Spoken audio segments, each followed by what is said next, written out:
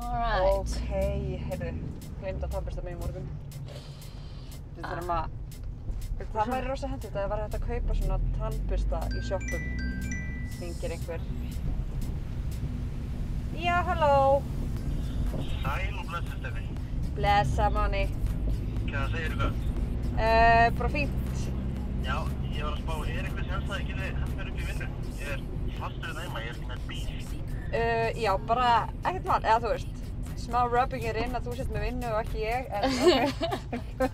Ég snífið, já, ok, og kem bara sækið þig. Ok, byrjum við, 77, 80, 69. Hann hlýtur að búa það. 69. Jú, það er hann. Hann er hann.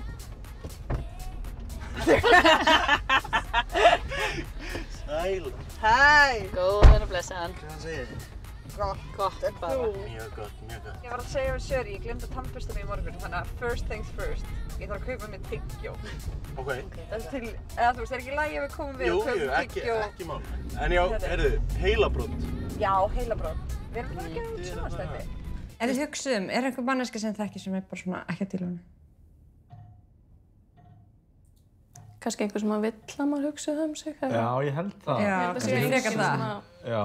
Ég held að allir séu kannski að díla við eitthvað, skilur, en það er kannski ekkert allir með eitthvað svona geðsjúkdóm. Já, ég alltaf þegar ég sé einhvern sem lítur út fyrir að vera fullkominn og hamingjusamur og frjáls, þá er ég bara, það er eitthvað Mikið mjög skítugt í pokahorninu í þessari mannesku. Þú byrjuði á þessu. Sko, við gerðum seríu sem heitir Framabót, sem kom fyrir, 2 árum. Ég man það ekki, það er svo langt síðan, sko. Þið netuna.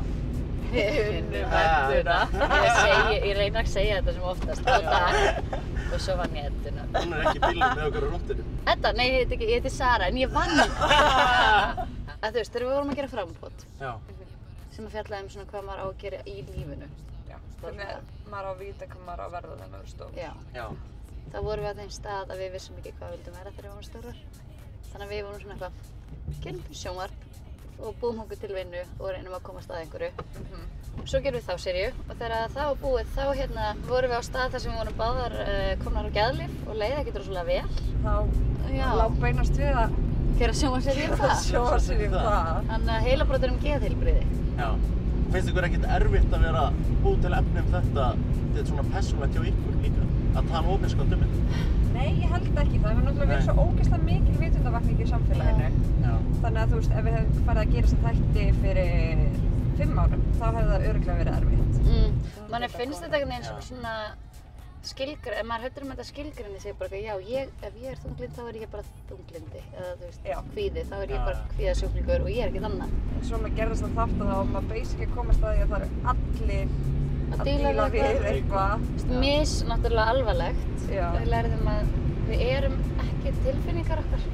Þannig að þú ert ekki bara þunglindið þitt, ef þú ert að glíma við þunglindið, þú ert helling meira. Þannig að í þessum þáttum, sko, heilabrót, ákveðum að við vildum ekki taka neitt svona one-on-one viðtal við eitthvað, þú veist, þannig að væri ekki þetta, hér er þunglinda manneskja. Nei. Og þú veist, blöðra handlit eða eitthvað svona bara þetta er. Þannig að við settum það alltaf þannig upp að alltaf þegar við erum að spjalla þetta, þá gerum við það í hóp. Og var ekkert mál að fá krakka eða fólk í þetta, bara eitthvað, já, ég til að tala um mín veikindi? Það var frekar einfalt, en það var samt alveg einstaklingur sem ætlaði að koma að hættu við, sem er bara 100% skiljanlegt.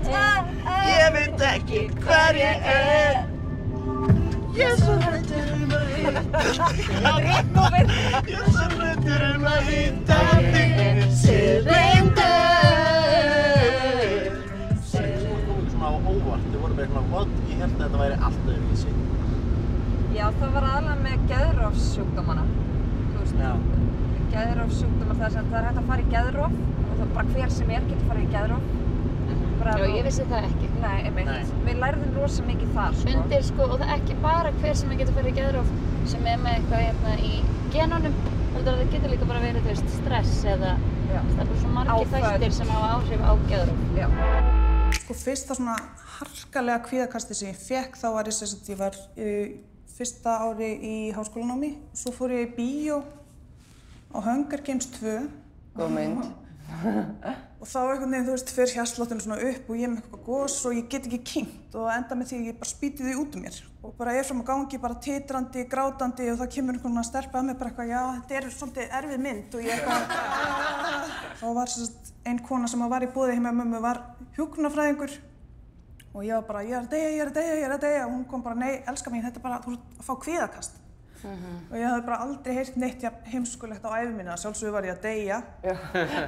Kvíði er bara eitthvað svona stress fyrir prófi eða eitthvað, það er ekki, þú veist, eitthvað sem kemur bara svona upp úr þurru. Er eitthvað sem ég trúði allavega á þessum tíma.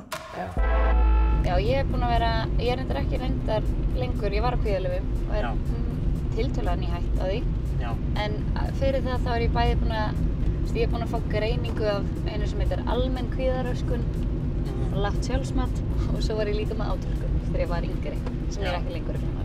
En þegar fóruð þið bara sjálfar, bara ég ætla núna að fara að fá mér hjálp, eða var einhver sem bara vinkonu ykkar eða foreldrar eða einhver náinn sem sagði bara eitthvað, hey, viltu ekki bara, ef að fara bara og tjekka á þessu, fáum bara einhver hjálp, þannig að þið liði betur. Mamma sendi mig sálfræðings einu sinni þegar ég var með átökum þegar hún komst að því. En hún gerði það samt bara einu sinni, þú veist, sendi mig bara einu sinni og gleymdi svolítið svona að fylgja því eftir. Hvað hjá mér það var það að sko ég er búin að vera í einhverju svona sjálfsvinnu alveg bara frá því ég var sko 15-16 ára og byrjaði að fara í það sem heitir Al-Anon. Það er samtök, þú veist, hefur heyrt AA, að fara í AA þegar maður er alkoholisti, já. Svo eru önnur samtök sem heita Al-Anon og það er svona fyrir aðstandendur alkoholista.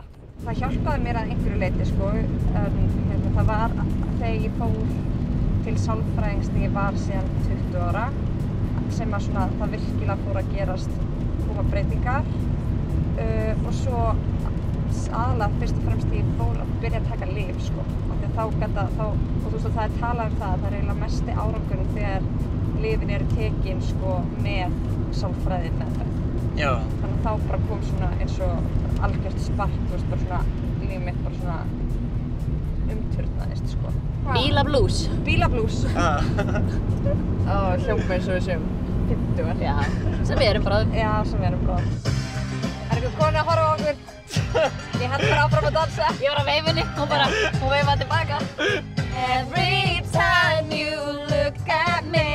Britney, hún gerir alltaf svona, look at me, alltaf. I just can't see, I'm awake. I remember when I lost my mind. Hérna, hvað viljið þið banna ís? Alveg þannig, bara ég held að ég þurfa að fá shake að því ég er að keyra. Já. Þú getur líka að fengið bara kristall. Það er ekki stemning í það.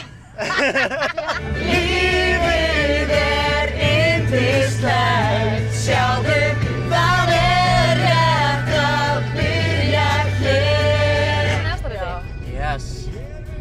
Þetta var gott spjall og góður rúndur. Já. Takk kærlega fyrir að bjarga mér. Heyrðu, sorry hvað við tókum langa leið. Já, við höldum bara áfram í karaoke. Já, takk kærlega fyrir að ná í mig. Bye! Sömuleiðis. Wow, finally.